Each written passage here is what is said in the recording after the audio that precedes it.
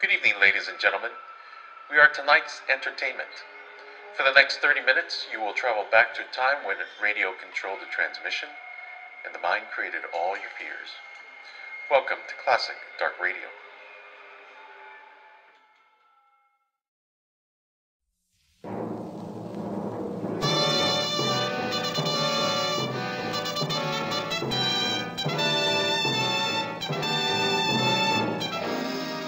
This is Hollywood and CBS presenting Forecast Number 4.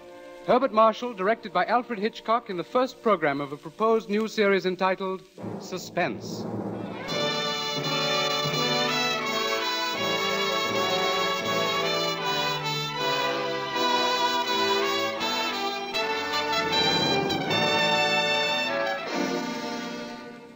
Tonight's Forecast program, ladies and gentlemen, represents the ideal form of collaboration. Mr. Alfred Hitchcock, brilliant English director of such outstanding motion pictures as The 39 Steps, Rebecca, and Foreign Correspondent, was eager to create a very special type of radio drama, the suspense story. As narrator and star for his production, he thought at once of the distinguished actor with whom he had been associated in countless British film successes, Herbert Marshall. Mr. Marshall suggested that they dramatize a certain favorite story of his, and that story happened to be the very one Mr. Hitchcock had had in mind. Mrs. Belloc Lowndes' classic in Chills, The Lodger.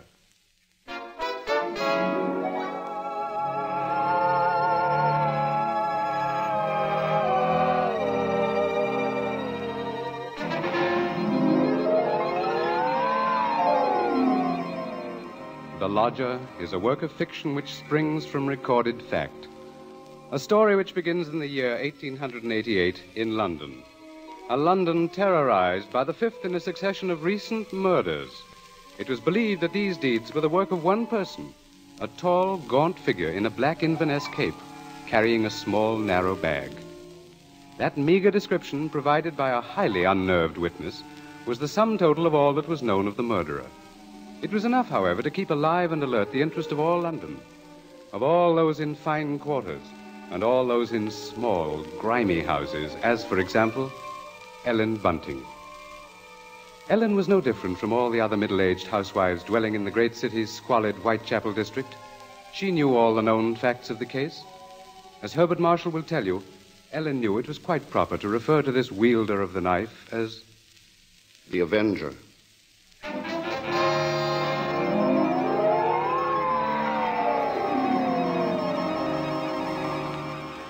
Of course, Ellen Bunting was far more concerned with her personal problems than with thoughts of the Avenger. Yet the case of that strange, elusive killer quite often forced all other matters from her mind. There was that mad, meaningless scheme he seemed to follow. All his victims, for example, had been women. All had been young, attractive, and, oddly enough, blonde. But Ellen could no more understand the motive for his brutal slashings than could the police. This night, she and her husband, Robert Bunting, sat before their fireplace reading the newspaper account of the latest murder. The Avenger had struck again.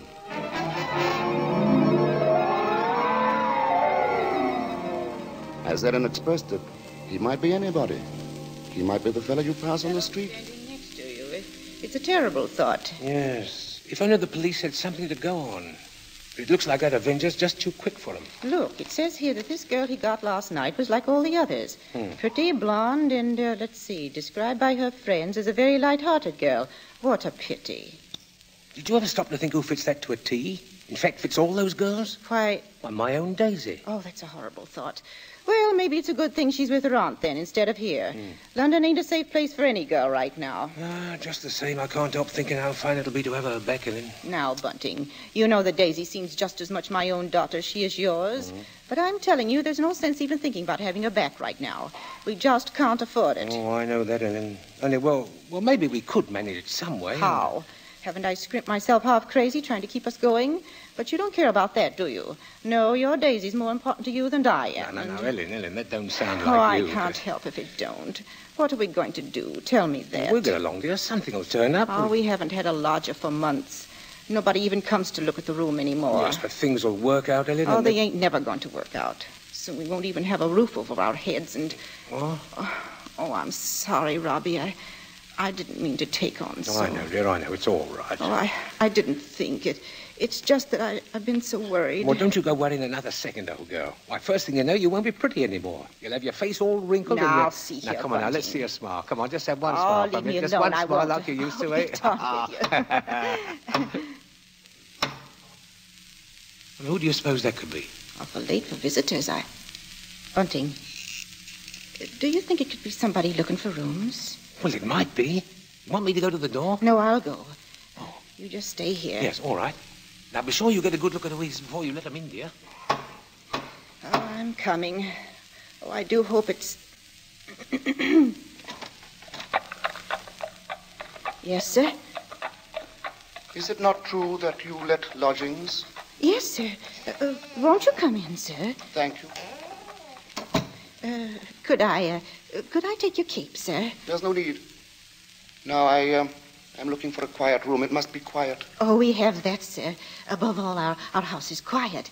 Your bag, sir. May I take it? No, I'll hold it. You'll be so good as to show me the room, please. Oh, yes, sir. It's right up these stairs, sir. This way. Thank you. You see, sir, there's just my husband and me here, and we're ever so quiet, and I'm sure you'll find this room to your liking, sir. Here we are. Now, I'll just light the gas. There. Mm-hmm. Very good. It is pleasant, isn't it, sir? And there's not many rooms with such pretty pictures, are there now? We've had them in the family for years, sir, and... Pictures interest me very little. You see, what really impresses me about the room is the very simplicity of it, the bareness. Yes, sir. It's not at all crowded, is it? It will be quite suitable, Mrs. Bunting's. Mrs. Bunting. You see, I do a great deal of studying in my book here, the Holy Bible. Yes, sir. Please, sir, let me help with your luggage. No, don't touch it. Oh, but I only wish to... Oh, you only wish to help, of course. You must forgive me, Mrs. Bunting. It's just that I'm so very weary. Of course, sir. He bringeth them to their desired haven. Beautiful words, Mrs. Bunting. Indeed they are, sir. And now at last I have found my haven of rest. Yes, sir. Then you'll be taking the room. Let us see now. What are you going to charge me? With attendance, mind. I shall be staying in most of the time, and I shall be wanting meals. Oh, we can see to that, sir. Then does 30 shillings a week suit you? 30... Why, yes, sir. Yes, sir, that will be quite all right. Good, and I shall pay you in advance. My name is Sleuth, Mrs. Bunting. Mr. Sleuth. Sleuth. Think of a hound, Mrs. Bunting, and you'll never forget my name. 23, 4, 30 shillings. Thank you, sir. And I think I should enjoy a little light supper now, Mrs. Bunting. A little bread and butter, perhaps. Could you arrange that? Oh, certainly, sir. I'll do that now. And if you'd be requiring any beer or spirits... Certainly not. Oh, sir. What did I say? I thought you understood me, Mrs. Bunting, and I had hoped that you and your husband were abstainers. But we are, sir. We don't keep nothing about. I would have had to go out and... Of course. Oh, I'm sorry, Mrs. Bunting. I fear I spoke sharply. I don't wish you to think me rude. After all, you've been so kind, considerate. I hope I know a gentleman when I see one. Thank you very much. Now, I'll just hurry with your supper.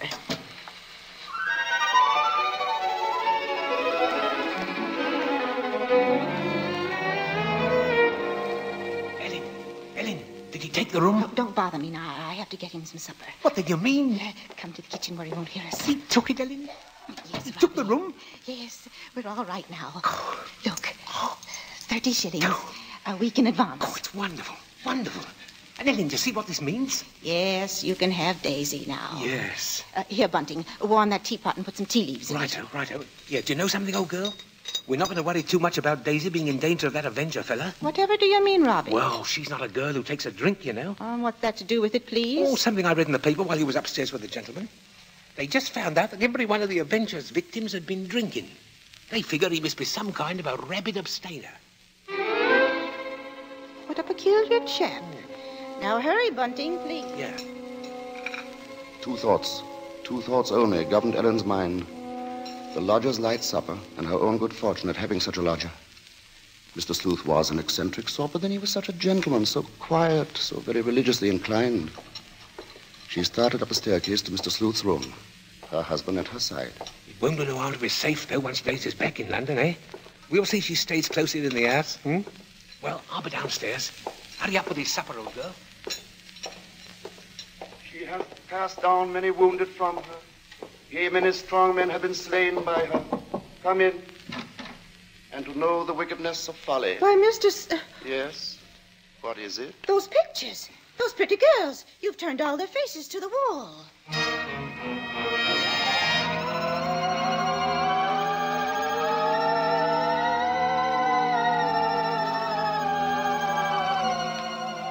And that maneuver, that strange action, was the beginning of Ellen's concern. Soon there came to her a recollection of the black Inverness cape, the small, narrow bag, the urgent matter of alcoholic drink. And these details began to shape themselves into a pattern which grew more disturbing with each passing hour. The day following, the lodger did not leave the upstairs room once, nor did he leave the next day. And the oddness of this took its place in the pattern. Then, too, the approaching arrival of Daisy, her stepdaughter, added to her concern. On the second night, her sleep was restless with vague, horrifying images. And so when she heard the first stealthy footsteps outside her bedroom, she was instantly awake. Tensely, she followed those steps down the stairs, down the hallway. She heard the front door open and then click shut. Utter stillness fell upon the house. And outside, the streets were so silent she could hear distinctly the clock from a church tower a mile away told the hour. In her troubled frenzy, she pictured a lone figure plodding through the deep fog, moving quietly, stealthily, stalking, searching, finding.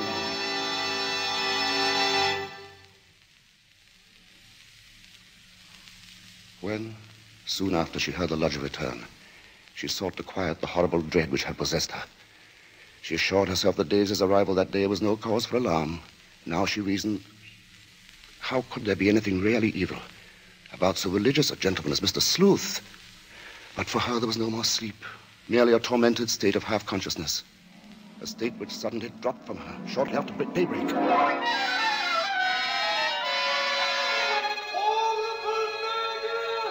Horrible murder. That was the piercing scream of a newsboy far down the street. The Avenger strikes during night! Ellen Bunting heard the boy cry out the Avenger's latest stroke, made during the night.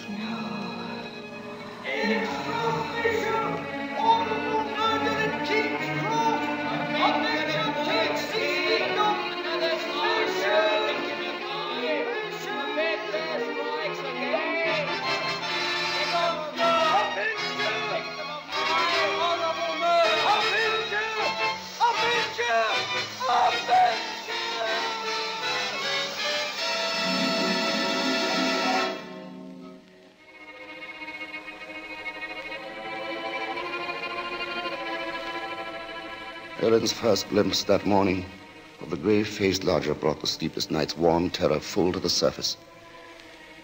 But on the next instant, she saw the pitiable, helpless weariness in his eyes, and curiously the terror began to pass. She found that she was hoping desperately that her fears were unfounded.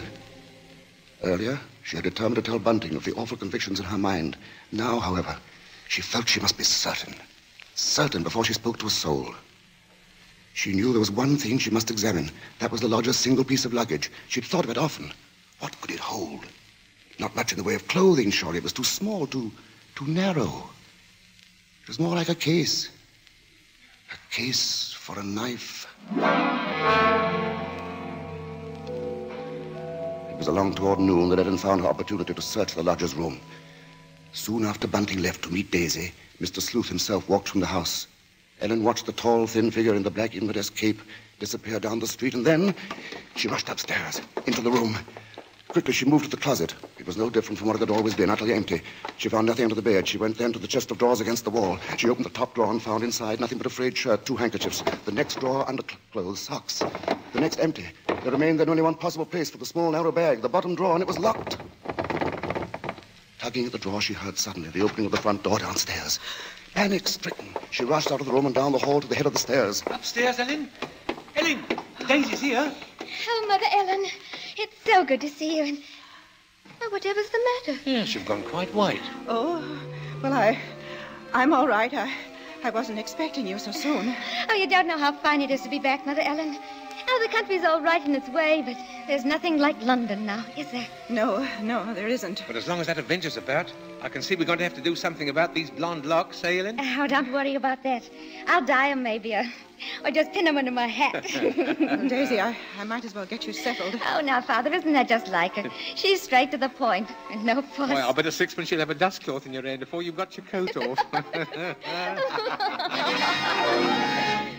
Mr. Sleuth. Mrs. Bunting, I see my door is open. Oh, we were just leaving, so we... Does this mean that all of you have been in my room? Oh, not at all, sir. What must I do? Keep it locked? But you see, sir, I was just tidying up a bit, and Mr. Bunting, he brought his daughter up, sir. She just arrived. This is Daisy, sir. Pleased to meet you, sir. She's been away for quite a long while, you see, Mr. Sleuth, and that's why we're a bit excited, you might Yes, think. you must have been surprised when you came in, hearing us laughing and carrying on that way. Yes, I must say I was. However, Miss Daisy, there are all types of joy, are there not? Yes, I'm sure there are. The despicable evil joy of the abandoned and the divine happiness of the blessed. A vast difference, that. You do understand me, don't you? Why, yes, sir. Yes, Mr. Sleuth. I devoutly hope so, Miss Daisy. Nowadays, there are so very few young women like yourself who do. In fact, I all but despaired ever of finding one. If you'll excuse us now, sir, we'll be getting Daisy's things put away. Of course, Mrs. Bunting, and I must be getting to my room. Believe me, Miss Daisy, it's been a revelation to meet you. Oh, thank you, sir. I'm sure we shall have much to discuss. He's a queer one, all right. But such a gentleman, isn't he?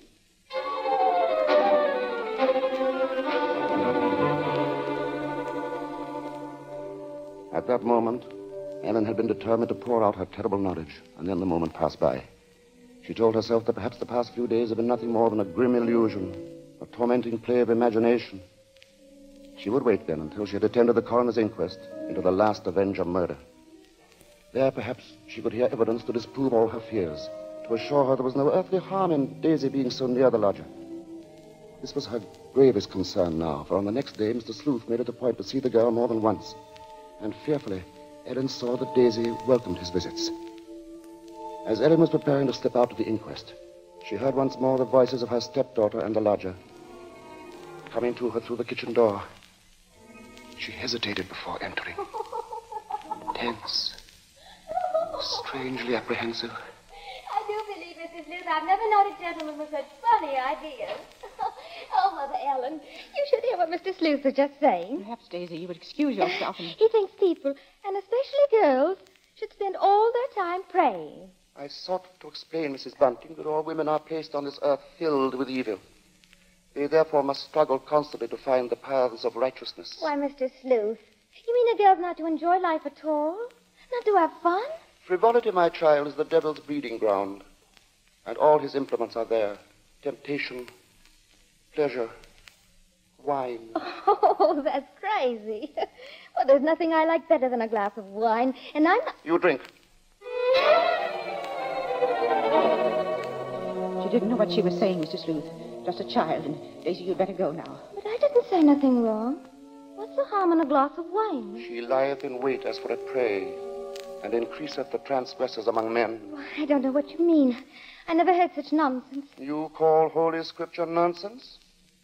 So what I prayed against is true. You are beyond salvation. That's not so. I'm a good girl, I am, and I won't have you saying that. Daisy, go into the front room. It's quite all right, Mrs. Bunting. I must be going upstairs anyway. I'm used to being misunderstood, you know. People never realize that my efforts are simply for the greater good of humanity. Of course, sir. And that the power on high will direct my hand toward the expulsion of all evil. Daisy, listen to me. Yes? I've got to tell you about... About what, Mother Ellen? Nothing. I've got to go out for a while now. I'll be back.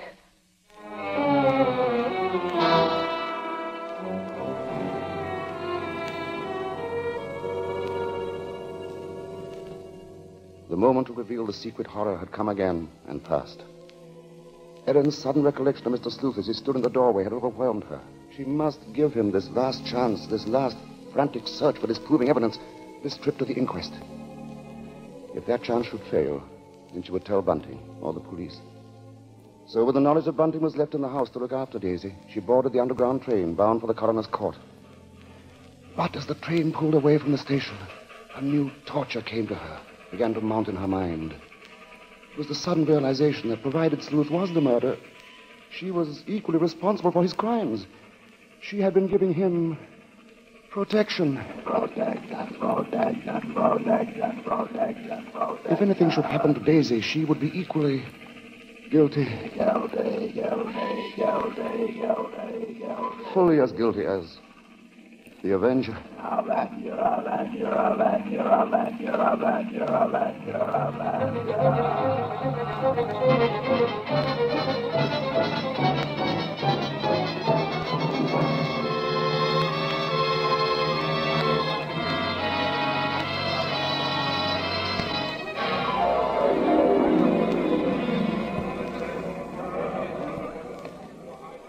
Ellen, seated at the rear of the small but crowded inquest room, listened to each of the witnesses as they were called. And from one of them she found the first hope she had known for many days. This witness lived next to the alley in which the Avenger had committed his crime that night. She had seen him from her window, and the man she described in no way resembled Ellen's lodger. But in another moment, Ellen's hope was swept away. It was pointed out that the fog had been so heavy that night that the witness could not possibly have seen the murderer from her window. She left the stand, replaced by a Mr. Cannot. This elderly gentleman was certain that he had not only seen, but talked with the Avenger. It was in Regent's Park, he testified, only a few moments before... A few moments before the murder, Mr. Coroner, when I saw him. He was quite a tall man, very gaunt-looking, and carrying a handbag. A handbag, you say? Yes, a small, narrow one. Just such a bag, I might add, as might contain a knife. As Ellen heard these words, the tension which had been mounting up within her became almost unbearable. Rigid with horror, she gripped the arms of her chair. She heard the coroner... I shall have to ask for more order in the court. And now, Mr. Cannot, I understand you heard this man speak. Oh, yes. He had a rather high, hesitating voice. An educated man, I would judge, but quite mad. What do you mean by that? Well, as he emerged from the fog, he was talking aloud to himself. Believe me, sir, he was reciting scriptures from the Bible.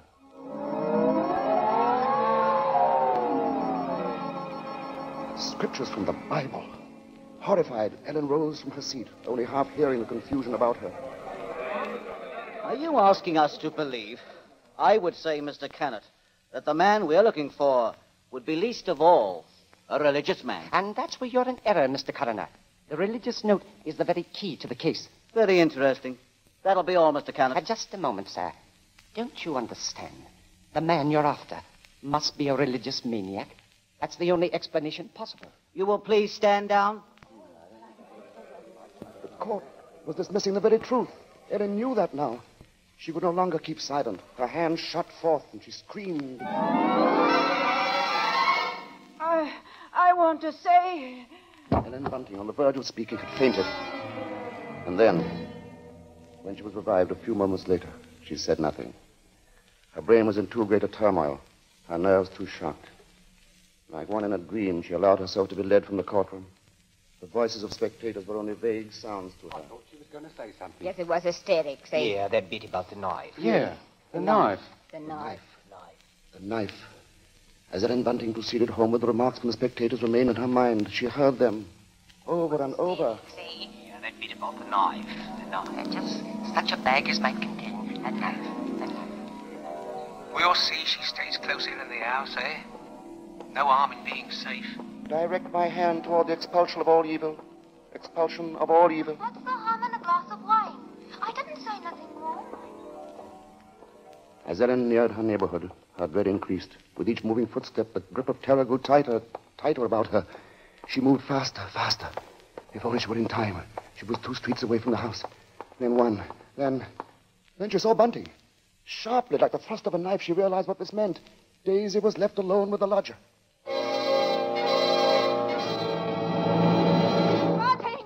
Bunting! Yes, Ellen? What is it? Oh, Bunting, tell me, Bunting. Where's Daisy? Where is she? I say, where? Why, at home.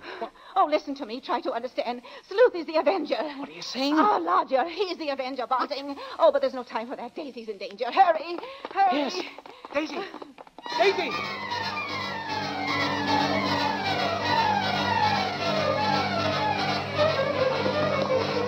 Here we are, Bunting. Here we are. Daisy!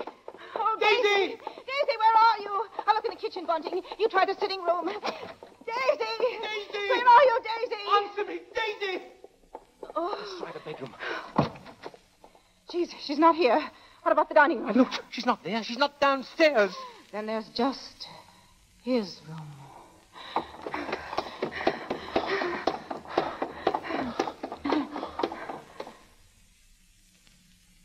Go on. Open the door.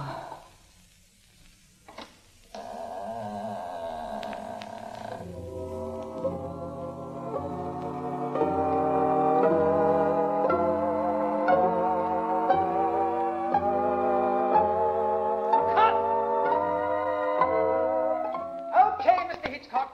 Track cut and clear. Did you say cut? What's the idea, Hitch? I've a few more lines to do. As Mr. Marshall, the narrator, you have. Not as Mr. Sleuth, the lodger. Hitch, you can't stop the play right here. It isn't fair, you know. Why isn't it, Bart? What more is there to say? But, Mr. Hitchcock, won't people want to know what Bunting and me found in the room? All right, Ellen. What precisely did you find? Well, nothing, sir. There. You see? Nothing. No lodger, no Bible. And that locked dresser drawer. What about that? We unlocked it, sir. And what was in it? Nothing, sir. You are certain, Mrs. Bunting? Oh, you gave me quite a turn, Mr. Mr. Marshall. Yes, sir, I'm sure, sir. There was nothing. Well, begging your pardon, Mr. Hitchcock, but don't you think we'd better just mention about Daisy? I don't know, Bunting. What do you think we ought to say? Oh, just that the reason she wasn't in the house when Ellen and me got there was, well, she'd gone out for a walk, that's all. Did she enjoy it? Oh, very much, sir. Made it to King's Cross and back in just under an hour, sir. Splendid time, Bunting. Well, there you are, Bart. There's the story. Now, wait a minute, Mr. Hitchcock. You can't do that. That's not the story. Of course it's not. Now, look here, Hitch. Here's the fellow who composed and conducted all our music, Wilbur Hatch. He wants to know about this, too. Everybody does. All right, Bart. What is it they want to know? What became of Mr. Sleuth? Oh, him. Why, he left that afternoon. They never saw him again. And now I think we ought to say something about the Columbia forecast Mr. Hitchcock, show for... sir, will you please... Stop him, Mr. Marshall. Hitch, listen to me.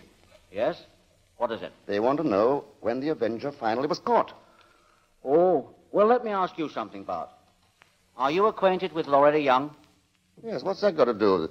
Well, in next week's Columbia preview series, Miss Young will take the starring role in the drama of an American Red Cross nurse. That's good news, isn't it? Oh, that's great. But now listen, Hitch, you've just got to tell that audience exactly when and how Mr. Sleuth was caught. Caught? Why on earth should he be caught? Why? Well, he was the Avenger, wasn't he? Was he?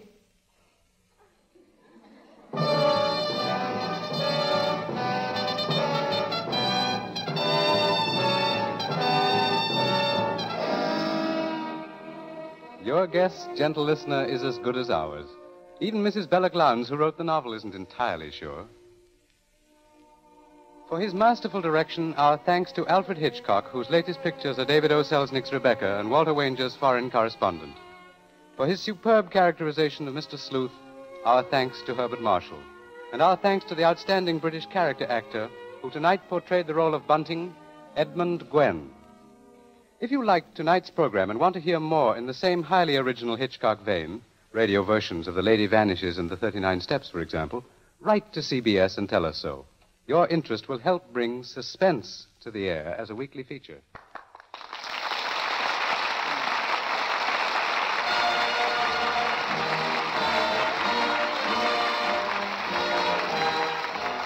Forecast next week presents from Hollywood, Loretta Young in Angel, first of a proposed series based on the adventures and the romance of a typical Red Cross nurse.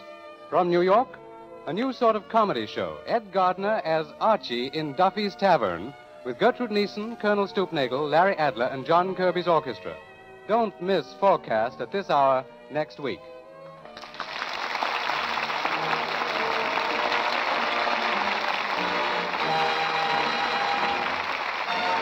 Thomas Freebandsman speaking. This is the Columbia Broadcasting System.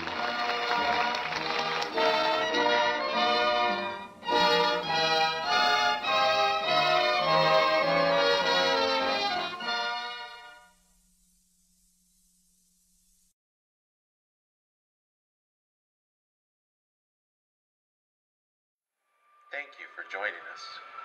I hope you enjoyed tonight's entertainment. Now, I caution you to subscribe before it's too late, before this broadcast ends, before we